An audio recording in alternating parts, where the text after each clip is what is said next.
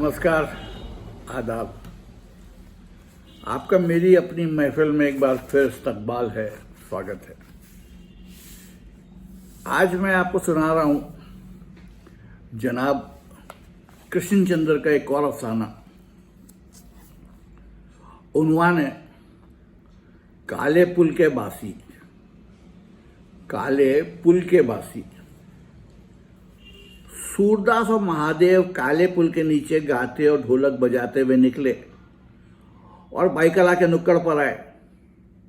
सूरदास के हरि भजन में बला का दर्द था और महादेव की ढोलक की थाप में एक अजीब चमक थी। दोनों बाप बेटे मिलकर समां बांध देते। सुबह बाईकला के नुक्कड़ से पैदल चलकर शाम तक जुहू समुद्र के किनारे तक पहुंच जाते। जुहू पर उन्हें खासी रकम मिल जाती थी। हालांकि रास्ते में लाल बाग, परेल, शिवाजी पार्क वगैरह मकामात में कुछ नुक्कड़, गलियां और बाजार ऐसे थे जहां उन्हें खासी आमदनी हो जाती थी, मगर जुहू इसी मामले में बेहतरीन जगह थी। उनके सुनने वालों में आम तौर पर बूढ़े और औरतें होती थीं, क्योंकि वो सिर्फ हरि भजन गाते थे। इसलिए बच्चे और जवान जो फिल्मी गीतों के शहदाई थे और ज़बाने यारे मन तुर्की और याहू का नारा चाहते थे, उन्हें कैसे पसंद कर सकते थे।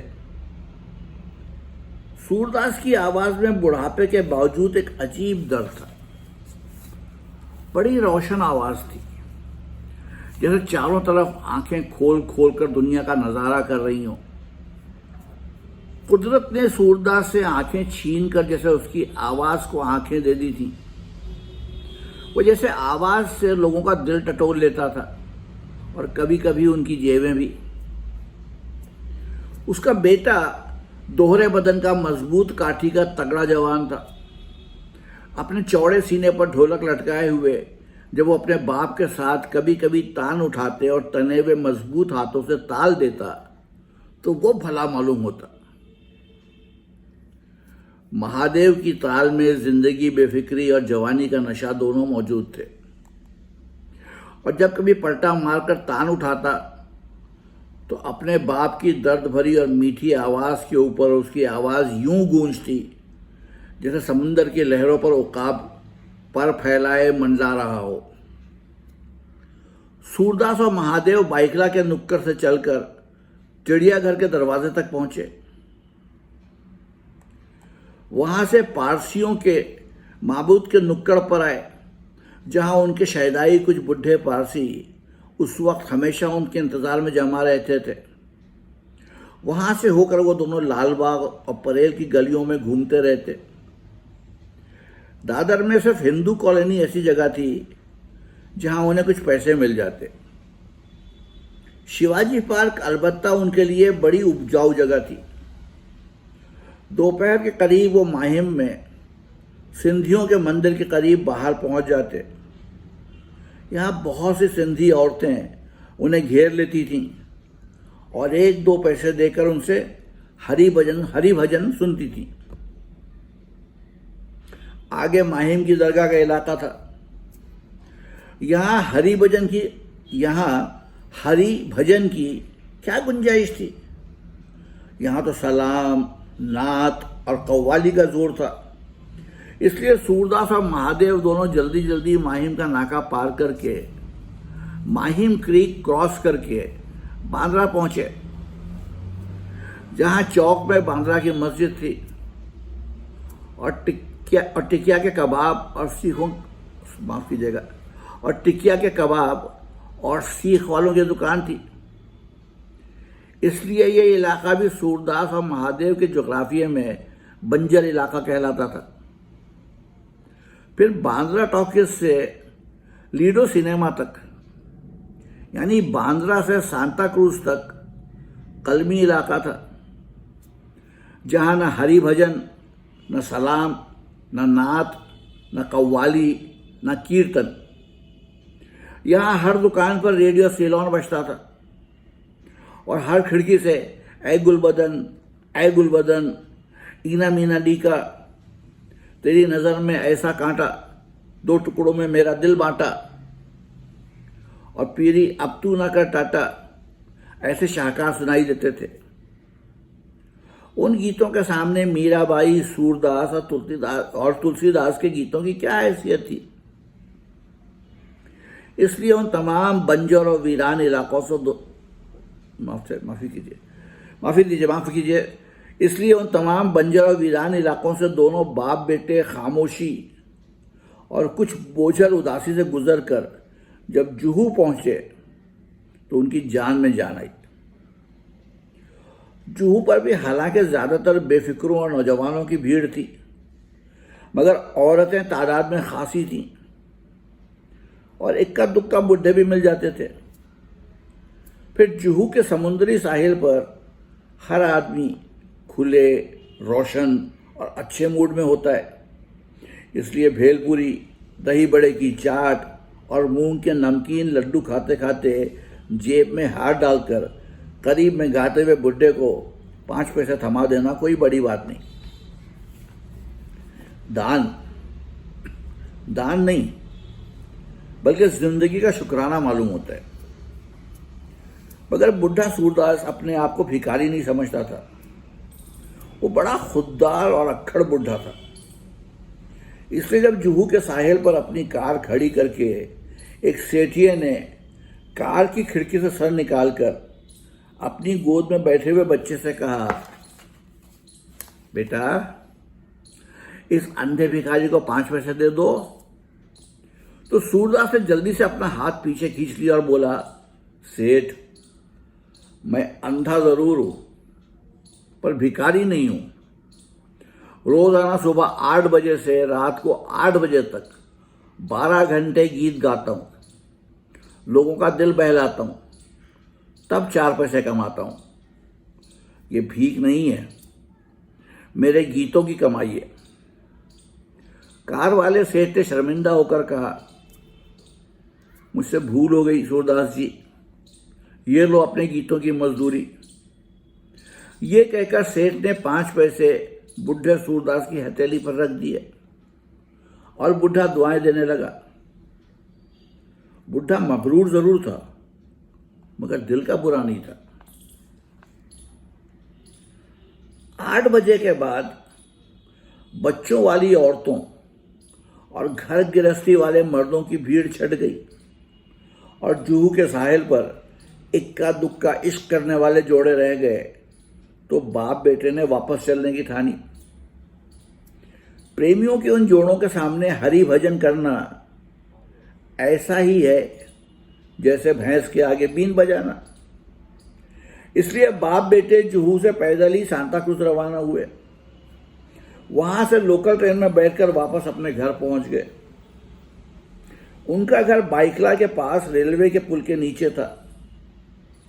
ये एक बहुत बड़ा पुराना पुल था जिसके मेहराबों के नीचे रेल की कई पटरियां गुजरती थीं और ऊपर सीने पर ट्राम का पट्टा घूमता था और मोटरें और बसें दंदनाती थी। ये शहर का सबसे पक्का और पुराना पुल था। उसकी मेहराबों का प्लास्टर इंजन के धुएं से और जमाने के रंग से काला और सख्त हो चुका था। मेहराबों की छतें भी खाली थी और पुल के पत्थर भी काले पड़ गए थे। इसी वजह से उस पुल के नीचे रहने वाले लोग उसको काला पुल कहते थे। उस काले पुल के नीचे कौन लोग रहते थे? उस काले पुल के नीचे जो लोग रहते थे, जिन्हें आसमान की मेहराब के नीचे कोई पनाह न मिली, जिंदगी की मेहराब के नीचे कोई इज्जत न मिली और धोखे की मेहराब के नीचे कोई दौलत न मिली। इसलिए वो लोग जो गरीबों में सबसे गरीब, नीचों में सबसे नीच और शामत के मारों में सबसे ज्यादा शामत के मारे थे, उस काले पुल के नीचे पनाह ढूंढते हुए आ गए थे। यहीं पर बुढ़ा सूरदास और उसका बेटा महादेव रहते थे। रेलवे लाइन से उधर लोहे के जंगले और पुल के मेहराब के बीच करीब कोई 200-250 फुट लंबी और 100 फुट चौड़ी महफूज जगह थी, जहां ना बारिश का गुजर था, ना धूप का, न किसी मालिक मकान के किराए का। इसलिए सूरदास और महादेव, मोहम्मद दीन मिस्त्री, गुरबचन सिंह चपरासी, फजलू बूट पॉलिश वाले, भोलू डबल रोटी बेचने वाले, मंडू राम चने वाले, श्यामू गिराहकट, जॉर्ज ठर्रे वाले और भीखू दलाल के लिए इससे बेहतर जाए कयाम का तस्वुर भी नहीं किया जा सकता था। फिर 2 बुढ़ी औरतें थीं, बसंती और जीनाबाई, जो जवानी में पेशा करती थी और अब बुढ़ापे में भीख मांगती थी। सड़कों और कूड़ा करकट के ढेर से रुई इकट्ठा करने वाला जगता था। उसकी चेचकदादा बीवी मंगता थी और उनकी नौजवान लड़की सुगना थी। सब्जी बेचने वाली तोरान थी और एक तालिब इल्म था जिसका नाम विद्यार्थी था, जो अक्सर रात में काली मेहराब से जरा बाहर बिजली के खंभे की रोशनी में अपनी किताब के ऊपर झुका हुआ पाया जाता था। ये और दूसरे कई लोग थे जो उस पुल के नीचे रहते थे। जैसे सबकी मौत का एक दिन मुअय्यन है, उस तरह उसमें हर आदमी की जगह उस मेहराब के नीचे मुअय्यन थी। उसमें से हर आदमी की अपनी भूख थी, अपने फटे हुए चीथड़े थे और गली सड़ी एक पोटली थी,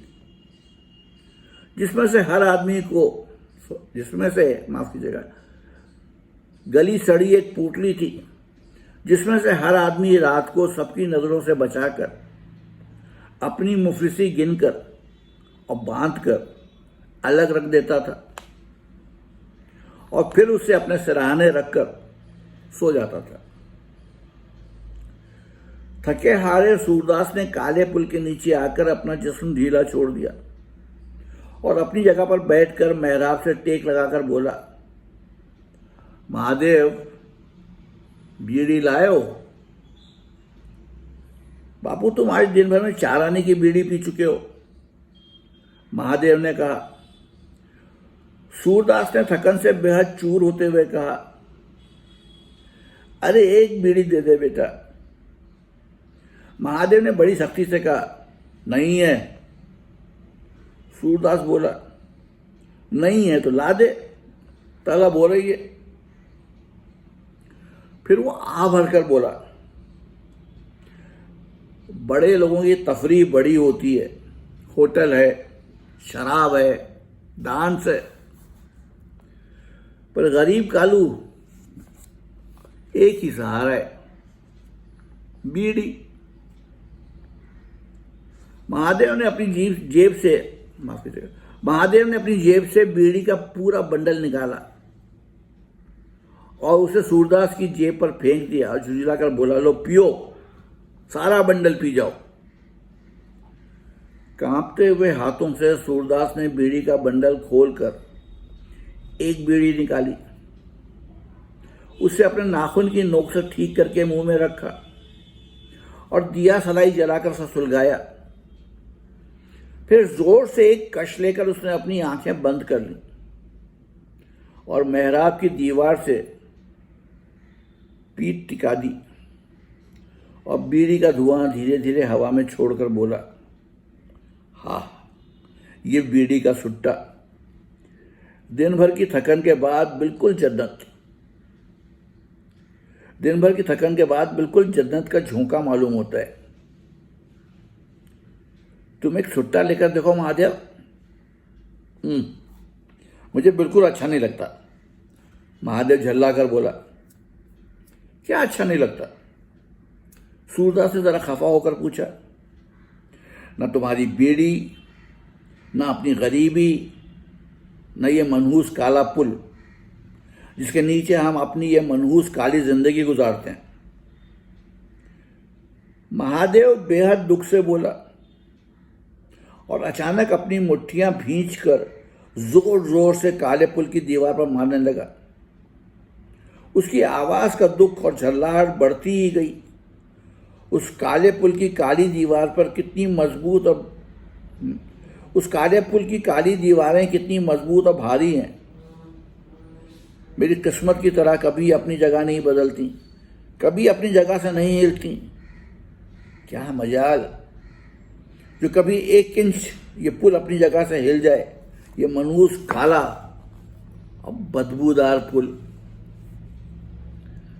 महादेव अपने मजबूत मुक्कों की मार से खुद ही बिलबिला उठा और अपना सर अपनी दोनों बाहों में लेकर सिसकने लगा।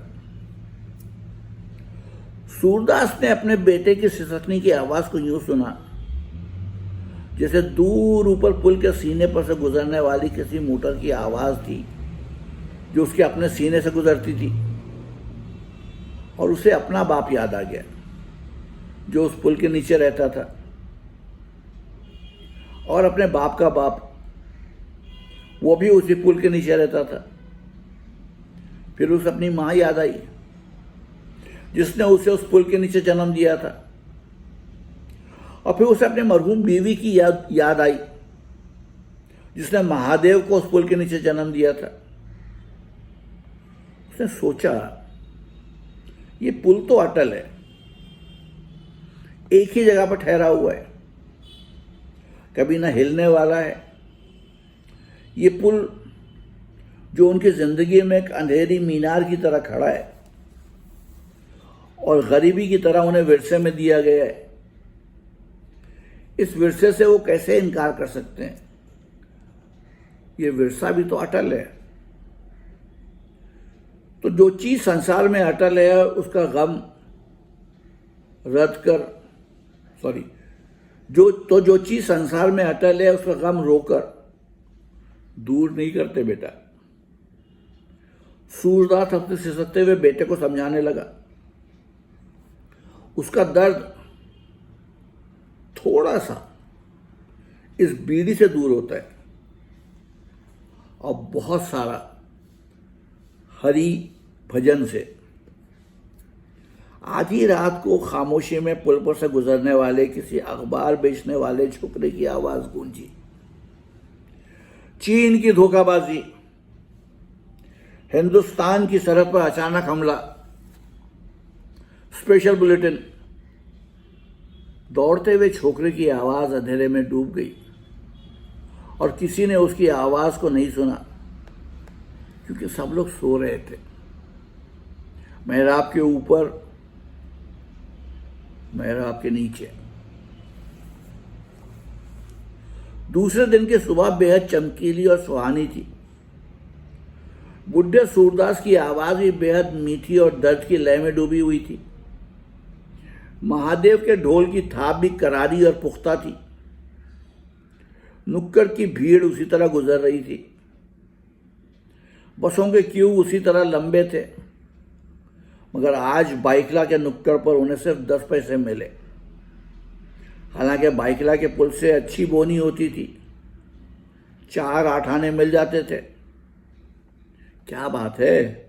सूरदास ने पूछा। आज लोग देते नहीं। जाने क्या बात है? महादेव ने बड़ी मायूसी से सर हिलाकर कहा। वो दोनों अपनी गरीबी में इतने डूबे हुए थे कि उन्हें दुनिया की कोई खबर ही नहीं थी। खबर मालूम करने की कोई ख्वाहिश भी नहीं थी। वो लोग गीत गाते हुए चलते रहे और हर एक चौक और नुक्कड़ पर उन्हें पहले से बहुत कम पैसे मिलते रहे। कई गलियों से तो 1 पैसा भी ना मिला और वो लोग अपनी गरीबी की एक एक पाई को संभाल संभाल कर गिनते हुए अपने अंधे माहौल में गिरफ्तार बाइकला जुहू आ गए। अब तक सिर्फ 1 रुपया 3 पैसे हुए थे, जबकि जुहू तक पहुंचते पहुंचते 2-2.5 रुपये हर रोज हो जाया करते थे। वो कुछ भी ना समझ सके कि माजरा क्या है। जुहू पर गीत गाते गाते महादेव ने इशारे से सूरदास को एक आदमी के सामने खड़ा कर दिया, जिसकी गोद में नारंगी रंग की फ्रॉक पहने हुए, बालों में बसंती रंग का रिबन डाले हुए एक लड़की बैठी हुई थी। बच्ची के बाप ने अपनी जेब से 5 पैसे का एक सिक्का निकालकर अपनी बेटी के हवाले किया और उससे कहा, ये 5 पैसे सूरदास को दे दो। लड़की ने बड़े जोर से इनकार में सर हिलाया और बोली, नहीं, ये 5 पैसे मैं डिफेंस फंड में दे दूंगी। पापा, तुमको नहीं मालूम कि चीन ने हमारे देश पर हमला कर दिया है? अचानक लोहे का डब्बा जिसमें सूरदास अपने पैसे जमा किया करता था उसके हाथ से छूट गया और सारे सिक्के रेत में जा गिरे। बुढ़ा सूरदास ताज्जुब से अपना मुंह खोले अपनी अंधी फटी फटी आंखों से हवा में घूरता रह गया। महादेव झुककर जमीन से पैसे उठाने लगा। उस रात वो सब लोग काले पुल के नीचे विद्यार्थी के चारों तरफ जमा हुए और उसकी बातें सुनकर एक अजीब सी ख्वाहिश उनके दिल में उभरने लगी और वो लोग धीरे धीरे महसूस करने लगे कि नाउम्मीदी और गरीबी, भूख और बेकारी, नादारी और लाचारी के बावजूद उनके पास लोहे का एक जंगला है, रेल की एक लाइन है, पत्थर का एक पुल है जिसे उन्हें बचाना है।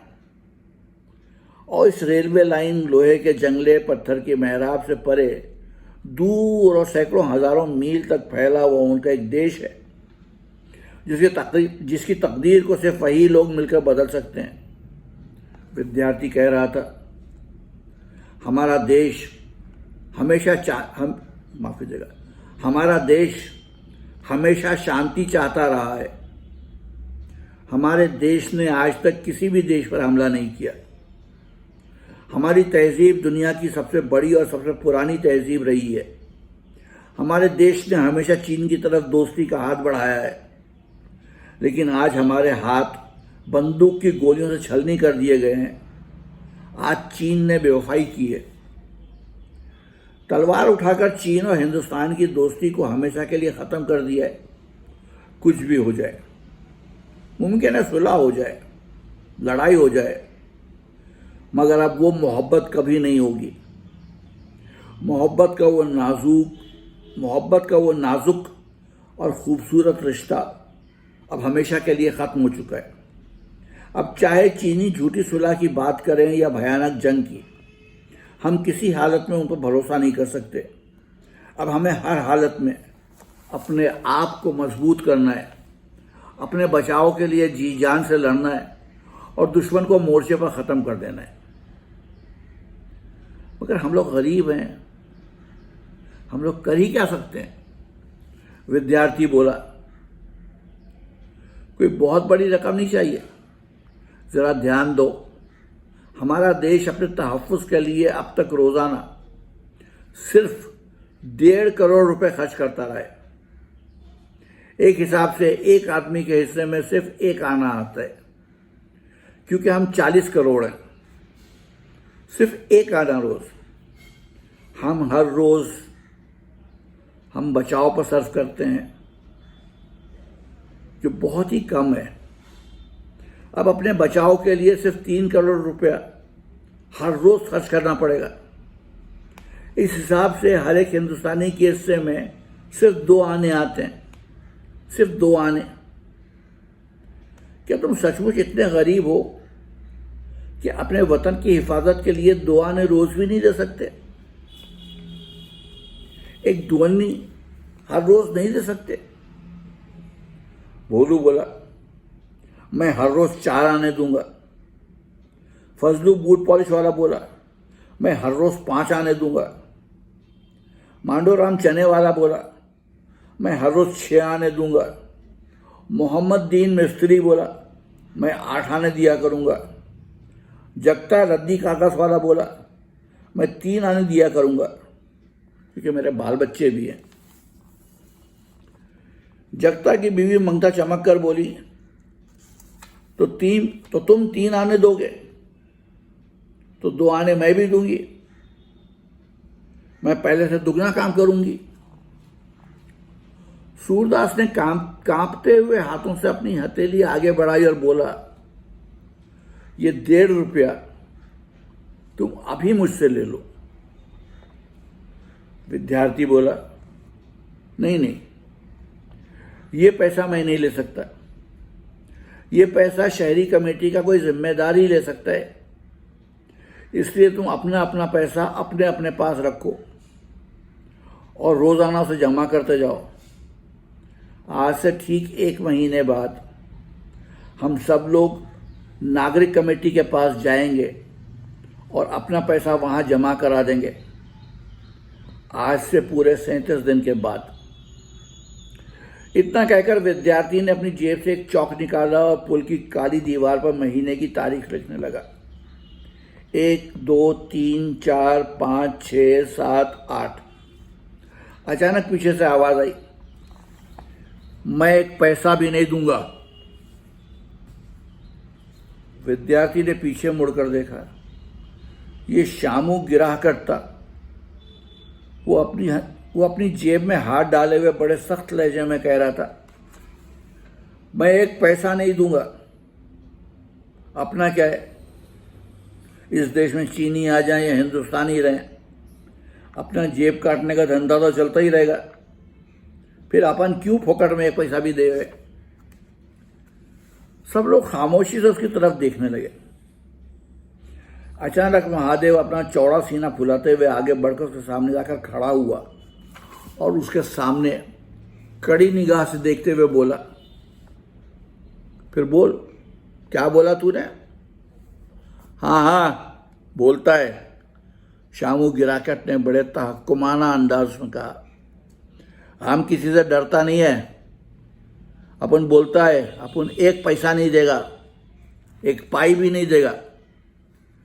बिजली की सी तेजी से महादेव का हाथ ऊपर उठा और शामू के चेहरे पर एक हथौड़े की तरह जा गिरा। शामू के होठों से खून निकलने लगा। उसके चेहरे पर गुस्से की एक तेज लहर आई और उसने फौरन ही अपनी जेब से चाकू निकाल लिया। महादेव सीना तानकर उसके सामने खड़ा हो गया और उसी वक्त उसके साथ 10-12 आदमी मुख के ताने चारों तरफ खड़े हो गए। उन सबको चारों तरफ इकट्ठा देखकर शामू का लहजा तब्दील हो गया। उसने चाकू अपनी जेब में डाल लिया और हंसकर बोला, अरे यार, मजाक करता था। वो अपने होठों से खून साफ करता हुआ बोला, तुम सच समझ लिया? तुम भी क्या बंडलबाज आदमी है महादेव, मजाक नहीं समझता। खून पहुंचते हुए शामू गिराकट वापस अपनी जगह पर चला गया। दूसरे लोग भी बिखर कर अपनी अपनी जगहों पर चले गए। यह अफसाना काफी तवील है, तो मेरा ख्याल है आज इस मकाम पर हम इसे रोकते हैं और इसे अफसाने का पहला हिस्सा मानते हैं। अफसाने का दूसरा हिस्सा कल आकर सुनाऊंगा आपको, क्योंकि मुझे लगता है कि 28, 29, 30 मिनट से ज्यादा देर तक सुनना थोड़ा सा मुश्किल हो जाता है लोगों के लिए। तो यूं समझ लीजिए कि आज मैंने आपको सुनाया कृष्णचंद्र के अफसाने काले पुल के बासी का पहला हिस्सा। कल मैं आपको सुनाऊंगा इस अफसाने का दूसरा हिस्सा। तब तक के लिए इजाजत दीजिए। आदाब।